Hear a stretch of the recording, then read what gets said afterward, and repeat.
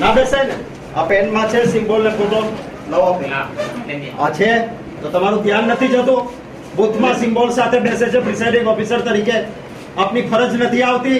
કે આ પેન લઈને પ્રિસાઇડિંગ ઓફિસર છો અને સિમ્બોલ સાથે ભારતીય જનતા પાર્ટીના કેમ બેસી શકે આપની જવાબદારી નહોતી આ અત્યાર સુધી ચાલે શું જુઓ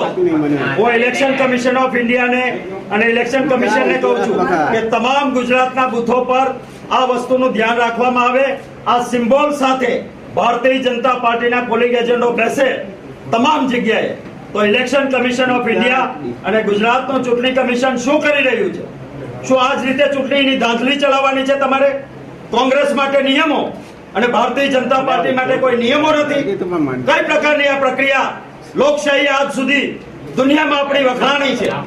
આ ધંધા કરવાના છે